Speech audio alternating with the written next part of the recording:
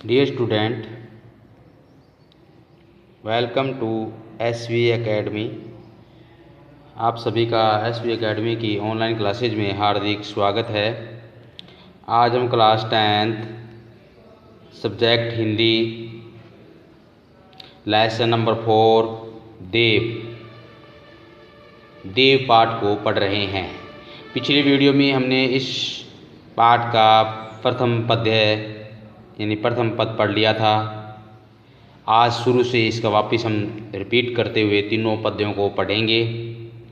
तो पहला पद है, पायनी नूपुर मंजू बजे, कटी किंकनी में धुनी की मधुराई, सावरे अंग लसे पट पीत हिये हुलसे वन माल सुहाई। यानी यहाँ पे जो कवि देव हैं, इसमें कवि देव जो हैं श्री कृष्ण के दूल्हे के रूप में सजे धजे सुंदर रूप से सजे धजे का वो चित्र प्रस्तुत कर रहे हैं।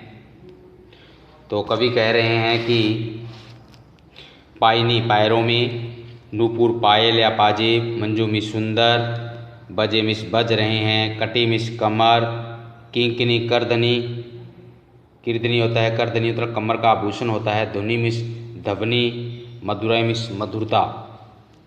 कवि देव कहते हैं कि श्री कृष्ण के पैरों में सुंदर पायल है जो बजते हुए मधुर ध्वनि कर रही है।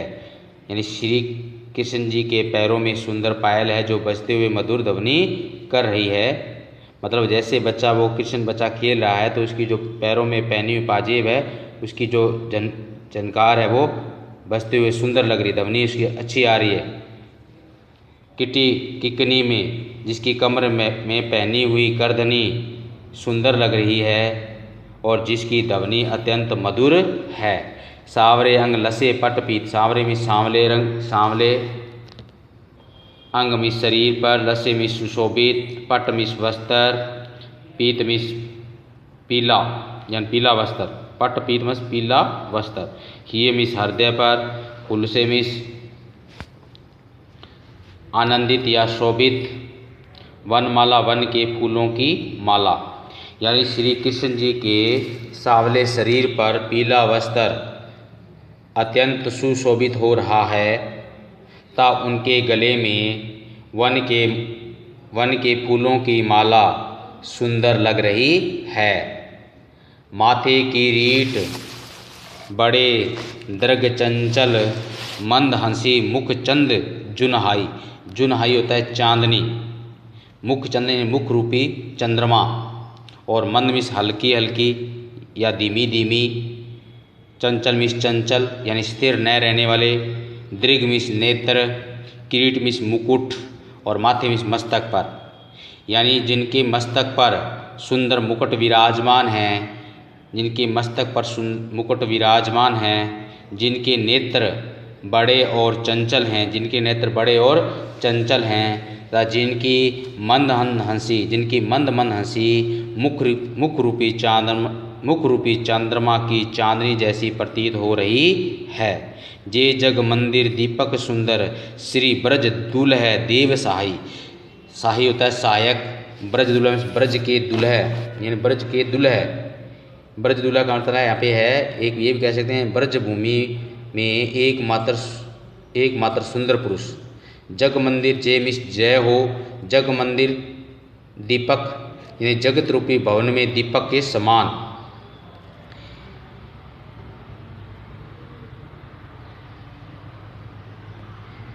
अब कवि देव कहते हैं कि ऐसे अलंकृत ब्रज के दूल्हे श्री कृष्ण आज विश्व रूपी मंदिर के सुंदर प्रज्वलित दीपक के समान शोभाशाली दिखाई दे रहे हैं। प्रज्वलित दीपक के समान शोभाशाली दिखाई दे रहे हैं। उनकी सदा जय हो। तथा कवि देव की कामना है कि वे सुंदर ब्रज दुल्हे श्री कृष्ण सदा सबके सहायक बने।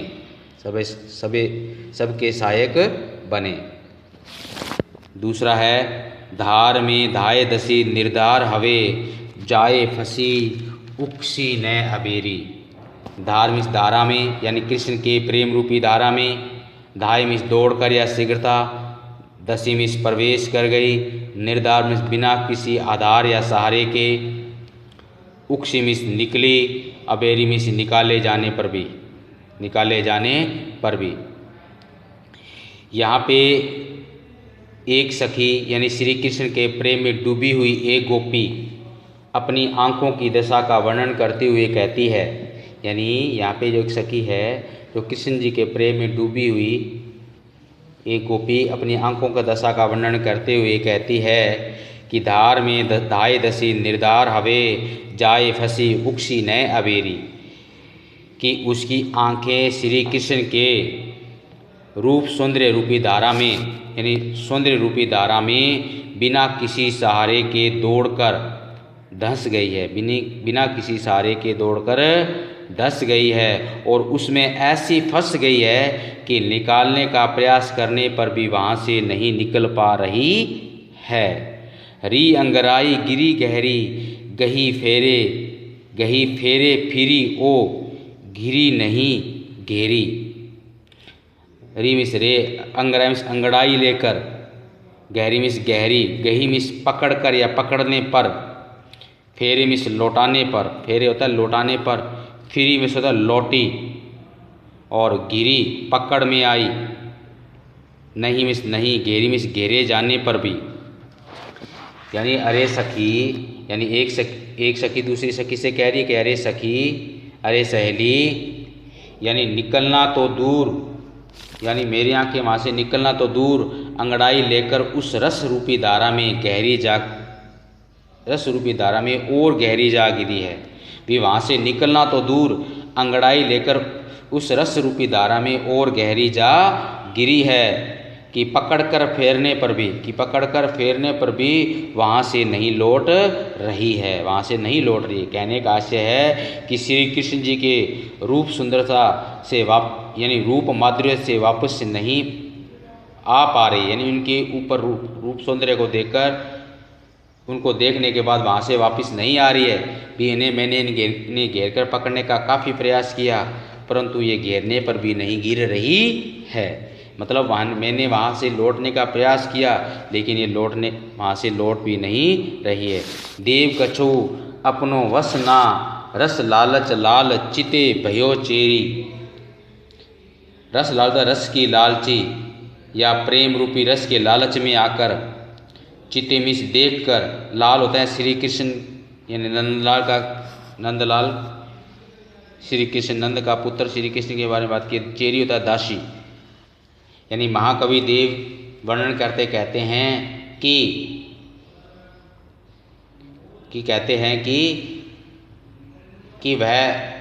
वह गोपी कह रही है कि अब इन आंखों पर मेरा कोई वश नहीं है, कि अब इन आंखों पर मेरा कोई वश नहीं है। ये आंखें तो श्री कृष्ण के रूप रस की लालची बनी हुई हैं, यानी रूप रस की लालची बन गई हैं, और उन्हें देखते ही ये उनकी दासी बन जाती है, और उन्हें देखते ही क्या बन जाती है, दासी बन जाती है। चेरी का अर्थ दासी। कि अब इन आंखों पर मेरा कोई वश नहीं है, ये आंखें तो श्री कृष्ण के रूप रस की लालची बनी हुई है, और उन्हें देखते ही ये उनकी दासी बन जाती है। बेगी ही बूढ़ी गई पखियाँ अखियाँ मधु की मक्खियाँ भई मेरी। बेगी में शीघ्र ही, बूढ़ी गई मतलब डूब गई, पखियाँ मिस पंख, आँखियाँ मिस आँखें, मधु मिस शहद, मक्खियाँ मिस मक्खियाँ, भई मिस हो गई है। यानी जिस प्रकार मधुमक्खी के पंख शहद में गिर जाते हैं तो वहाँ से वो निकल नहीं पाती, तो उसी प्रकार मेरी भी हालत ये है कि मैंने कृष्ण के रूप सौंदर्य को देखकर उनके रूप सौंदर्य में इस तरह से डूब गई हूँ कि वहाँ से मैं निकल नहीं पा रही हूँ। तो अब दोबारा सुनो, क्या वो नायिका कह रही है या सखी कह रही है, सहेली कह रही है कि ये जो मेरी आँखें हैं, ये मेरी आँखें तो मधुमक्खियाँ बन गई हैं। जिस प्रकार मधुमक्खी के पंख जब मधु यानी शहद में डूब जाते हैं तो फिर उनका शहद से निकल पा जाना कठिन हो जाता है। उसी प्रकार मेरी आँखें भी श्री कृष्ण के मनमोहक स्वरूप में पूरी तरह से डूब गई हैं और कोशिश करने पर भी वहाँ से नहीं निकल पा रही है। अर्थात श्री कृष्ण जी के मनमोहक रूप को देखकर मेरा वहाँ से निकल पाना कठिन है। उनको देखकर मेरा मन डोल रहा है। अब तीसरा लास्ट इसका अंतिम पद, जहरी जहरी जीनी बूंद है परती मानो, जहरी जहरी जीनी बूंद है परती मानो, गहरी गहरी घटा घेरी है गगन में। जहरी जहरी होती है यानी या तो जकोरों के साथ या वर्षा की बूंदों की जड़ी लगना। जीनी होता है बारीक परती में पड़ रही है, और गहरी गहरी घूमड़ घूमड़ कर, और गहरी में गिरी हुई है, और गगन आसमान में आकाश में। यानी कविदेव कहते हैं, इसमें कविदेव कहते हैं कि एक गोपी अपनी सखी को, एक गोपी अपनी सहेली को सपने के बारे में बताती हुई कह रही है, सपने के बारे में बताती हुई कह रही है कि हे सखी जहरी जहरी जीनी बूंद है प्रति मानो, गहरी गहरी घटा घेरी है गगन में। कि हे सखी मैंने रात को सपना देखा कि वर्षा ऋतु का मौसम है, और जकोरों जहरी में जकोरों के साथ नन्ही नन्ही बूंदें गिर रही हैं। जकोरों के साथ नन्ही नन्ही बूंदें गिर रही है, मतलब जैसे बरसात गिरती है तो उसकी गिरने के बाद झरझर होती है, मतलब झरझर की आवाज़ करती हुई छोटी छोटी बूंदें गिर रही हैं। मतलब हे सखी मैंने रात को सपना देखा कि वर्षा ऋतु का मौसम है और जकोरों के साथ नन्ही नन्ही बूंदें गिर रही हैं, और आकाश में घूमड़ घूमड़ कर काली घटाएं घिर आई हैं, और आकाश में घूमड़ घूमड़ कर काली घटाएं घिर आई हैं। आनी कहो श्याम मोसो चलो जुलीबो को आजू, आनी कहो श्याम मोसो चलो जुलीबो को आजू, फूली ना समानी भई ऐसे हो मगन में। आनी मिस आकर, जुली मिस झूले को, ठीक है ना, चलो मिस चलो, फूली समाना अत्यंत प्रसन्न अत्यंत खुश होना, मगन खुश होना, मगन का मतलब खुश होना या भाव विभोर होना या आनंद मगन होना। यानी मगन का खुश होना भी होता है, भाव विभोर या आनंद मगन होना। हो मिस मैं, हो मिस होता है मैं, यानी एक जो सखी है अपने सपने के बारे में दूसरी सखी को कह रही है कि जकोरों के कि हे सखी मैंने रात को सपना देखा कि वर्षा ऋतु का मौसम है और जकोरों के साथ नन्ही नन्ही बूंदें गिर रही है, और आकाश में घूमड़ घूमड़ कर काली घटाएं गिर आई हैं। और ऐसे में भगवान श्री कृष्ण ने मुझसे आकर कहा कि चलो झूला झूलने चलते हैं। ऐसे में यानी सपने में, ऐसे में भगवान श्री कृष्ण ने मुझसे आकर कहा कि चलो झूला झूलने चलते हैं। फूली ना समानी भई ऐसी मगन में। यह सुनकर मैं बहुत खुश हुई, अर्थात बहुत प्रसन्न हुई, और उनका यह प्रस्ताव सुनकर मैं भाव विभोर हो गई। मगन का मतलब खुश होना भी है, भाव विभोर भी होना। उनका यह प्रस्ताव सुनकर मैं भाव विभोर हो गई। चाहती उठ योई उड़ी गई सो निगोड़ी नींद, सोए गए भाग मेरी जागी वा जगन में।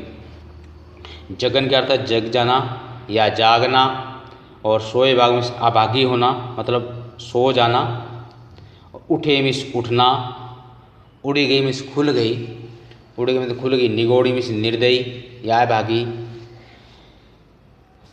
और उस जाग जाने से भी कह चाहती उठ उड़ी गई सो निगोड़ी भी, जैसे मैं उनके साथ चलने को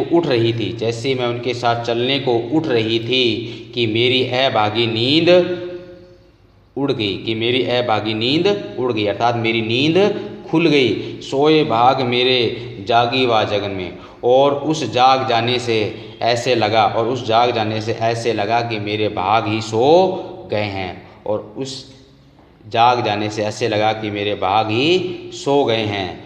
आँखी खोली देखऊ देखऊ तो घन है ना घनश्याम, घनश्याम करते हैं यहाँ पे श्री कृष्ण है, घन का मतलब बादल, खोली मिस खोली, आँखें मिस भी, जैसे ही आँखें खोलकर जैसे ही मैंने देखा, आँखें खोलकर जैसे ही मैंने देखा तो वहाँ न बादल थे और न ही प्रिय कृष्ण थे। कि जैसे ही मैंने आंखें खोलकर देखा तो वह न तो बादल थे और न ही प्रिय कृष्ण थे। वे ही छाई बूंदें मेरे आंसू हवे द्रगन में, द्रगन मिस आँखों में, वे ही यानी मेरे सपने में, यानी एक सहेली अपनी सहेली को सपने के बारे में बता रही है कि भी जैसे ही मैं उनके साथ चलने को उठ रही थी, मेरी अभागी नींद खुल गई अर्थात उड़ गई, और उस जाग जाने से ऐसे लगा कि मेरे भाग सो गए हैं। अर्थात जैसे ही मैंने आंखें खोलकर देखी तो वहाँ न तो बादल थे और न ही प्रिय कृष्ण थे, और मेरे सपने में जरती हुई बूंदें अब मेरे नेत्रों से आंसू बनकर झर रहे थे, और मेरे जो सपने में झरती हुई बूंदें भी जो रिमझिम के रूप में बरसात हो रही थी, मेरी आंखों से आंसू बह रहे थे, आंसू बनकर बह रहे थे, और मैं अपने दुर्भाग्य पर आंसू बहा रही थी, और मैं अपने दुर्भाग्य पर आंसू बहा रही थी। तो प्रिय बच्चों, इस पाठ कवि देव के द्वारा रचित 3 पद्यों का आज हमने हिंदी अनुवाद पूर्ण कर लिया है। तो सभी बच्चे इस वीडियो को बार बार सुने और इसका हिंदी अनुवाद याद करने की याद भी करें, और आप इसके शब्दार्थ है, कठिन शब्दार्थ अपनी पाठ्य पुस्तक में से देख के इसके शब्दार्थ भी आपको गृह कार्य के रूप में करने हैं। शब्दार्थ थोड़े ही हैं। नूपुर होता है घुंघरू, कटी कमर, लसे सुशोभित, किरीट मुकुट, दृग नेत्र, जुनहाई चांदनी। तो आज के लिए बच्चों इस कवि देव के द्वारा रचित जो 3 पद्य थे, उन तीनों पद्यों का हमने पद्यों का हिंदी अनुवाद पढ़ा, और इसके साथ शब्दार्थ भी आपको गृह कार्य के रूप में करने हैं। सभी बच्चे अपना गृह कार्य साथ साथ पूरा रखें, कोई भी बच्चा गृह कार्य के कारण पीछे न रहें। धन्यवाद। जय हिंद, जय भारत।